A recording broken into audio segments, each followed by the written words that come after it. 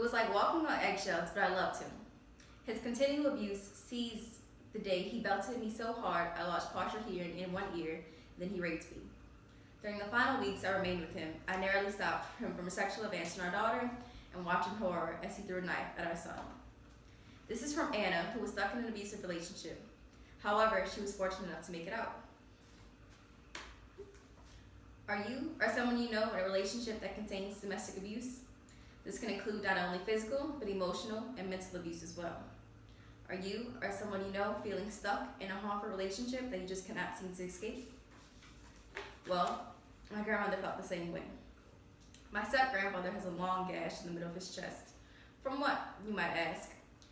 It is from my mother attempting to kill him because he would not stop hitting my grandmother after she passed out cold on the floor. Now, 40 years later, 3 out of her 6 children are experiencing their own forms of domestic abuse in their relationships. Many victims of domestic violence are afraid of leaving. They're afraid of the consequences of domestic abuse. They become overwhelmed with the ideas of what happened to me or to him or to my family even, when they are constantly experiencing a recurring cycle of abuse.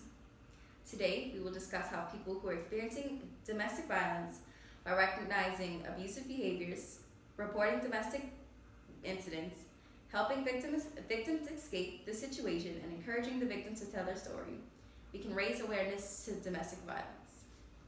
First, a major problem that is, according to the NCADV, on average, nearly 20 people are physically abused by intimate partners in the United States. Additionally, 1 in 4 women have been severely physical violence by intimate partner. Consequently, the number of women killed as a result of domestic violence in the United States is around 12,000, according to a source. Additionally, domestic violence is the #1 cause of death for African American women, ages 15 to 34. Secondly, the repercussions of domestic violence weigh heavily on everyone involved directly and indirectly. One consequence of domestic violence includes the impact it leaves on the people involved. Apart from the physical consequences of domestic violence, there are mental and emotional effects which can include PTSD and other forms of mental abuse. Many women who experience violence in a relationship often do not leave in hopes the relationship will get better. This, in turn, usually does not happen, and they get stuck in a situation that progressively gets worse. Furthermore, in most cases, the woman ends up dead. A source tells a story about a father whose daughter experiences domestic violence and ultimately led to her death. He says in January, his daughter started to date a guy named Dan. They were together for about 5 months and then they broke up. So Lisa agreed to meet with him one day after they broke up to talk about stuff. And the dad realized that she wasn't home when she was supposed to be home an hour ago.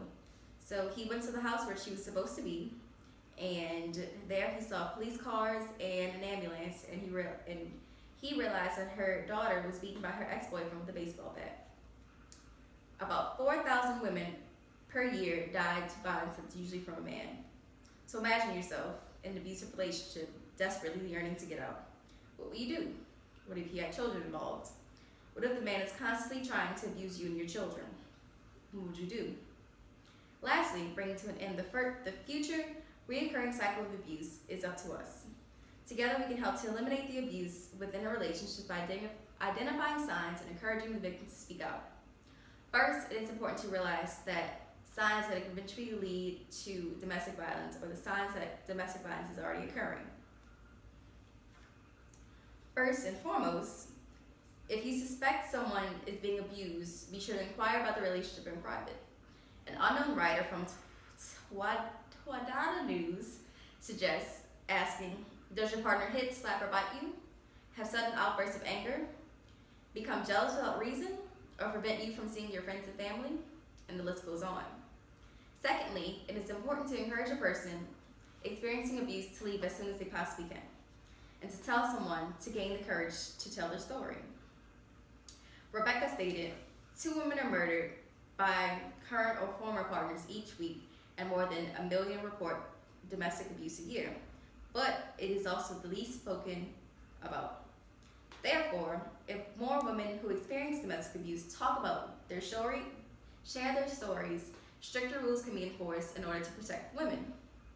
There are numerous shelters located throughout the United States which serve as a safe haven for women and children who are able to escape domestic violence in situations when they have nowhere to go.